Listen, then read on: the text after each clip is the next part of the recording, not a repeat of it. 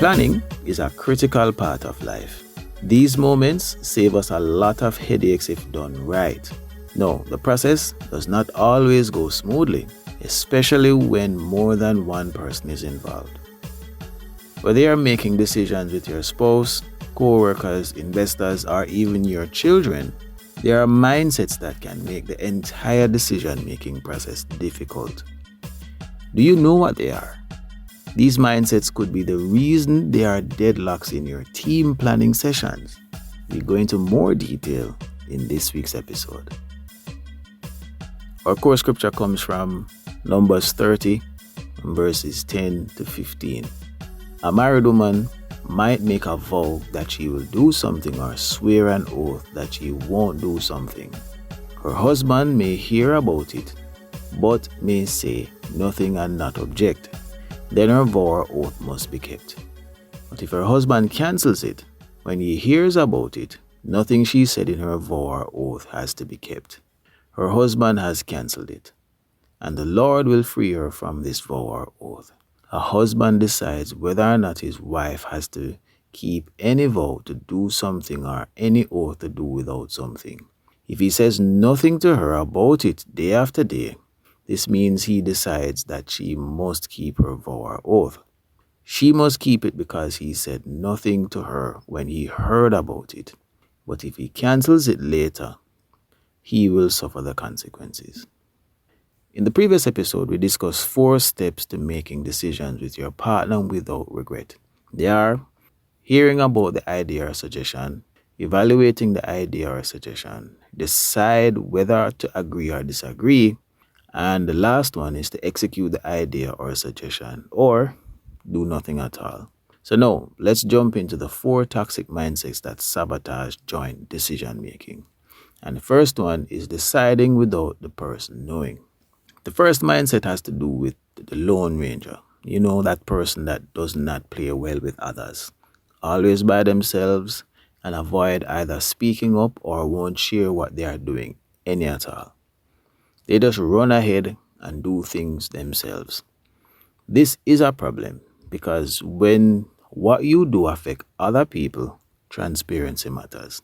There might be risks that you may not consider or ideas that would enable you to achieve the same goals faster and better because you won't know everything, and having a discussion will make the difference.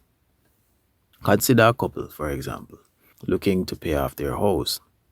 The husband got some money from his job that could pay off the house. Wife knows about it and was suggesting to the husband to pay off the house. He delays and then use the money to buy a car. Now you see how being impulsive can have a negative impact on the relationship overall. What would you do in that situation? Another example, wife discovers there's some money in their account and decides to plan a trip overseas. What she didn't know was that her husband was keeping the money as an emergency just in case they needed it, as things were a bit rough at that time. When he decided to pull the money for repairs around the house, he realized no money was in the account. How would you do in this situation? Again, or consider a time when a husband used some extra money to buy some clothes or some, say, electronics. But without taking into consideration there's no food in the house. But he wouldn't have known because he said nothing to his spouse. These are just some of the many ways this can show up in a relationship. There are others, and I can tell you there may be some even more drastic decisions that people make behind people's back without them knowing.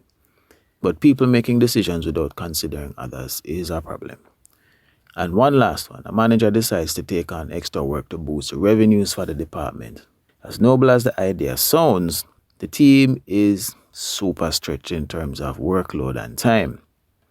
This added work, though it will bring in revenue, the question that was left unanswered is whether the team would be able to handle the extra work. Now, this brings up the second point, which is having no respect for other people and undermining every decision. This shows up in many ways. Consider a manager shares with a team about something to be done And this one team member questions every decision and idea. There's nothing that this manager says that the team member agrees with. This situation can work both ways, but once this is present, it makes the situation very uncomfortable. If you look at what Moses was pointing out in the passage, it was highlighting a case of how couples make decisions. But if you look deeper, you can see where undermining behavior can creep in. Because Moses was really explaining the collaborative nature of how a husband and a wife would make a decision. It also points out some ranking in terms of, like, if there's a deadlock, who can break the deadlock in terms of the executive decision, for example.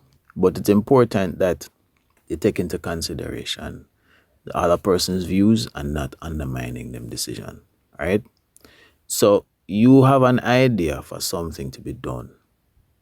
You share it with your partner, and without even considering the suggestion, it is dismissed. This is what we're talking about. Another example is a wife suggesting to her husband to cut back on spending and to start to save for retirement, among other things. Suggestion is dismissed as rubbish. Now, years later, say close to retirement, husband realizes that he has no pension and might have to work beyond the legal age of retirement just to support the family financially, as nothing was put aside. We were looking at it from his side, not necessarily the wife, but his side. No. Now you can see how this mindset can creep in and the impact it can have on a family long term. This can also show up in the workplace as well. Think of the time when a suggestion was made to your boss to improve operations or take advantage of an opportunity, but was dismissed. Then months later or years later, the same idea is implemented by a competitor. Now there's a flip to this mindset, which brings us to toxic mindset number 3. Not having the courage to speak up when there's a problem. For whatever reason, fear, anxiety, past abuse, and trauma, there are people who have good ideas but are afraid to share them. The root as to why this happens varies, but let's look at some examples. Consider someone who for a time used to share ideas and suggestions to co-workers and was either dismissed, not listened to, or shut down. It could even be worse, where they are abused verbally, and after a while that person would never speak up. I think I can at least find one person who have this behavior. Or consider a wife where every time she tries to share a suggestion to her husband, he gets abusive and calls her names. Even if it will save his life, she may decide to keep her suggestions to herself because he does not listen.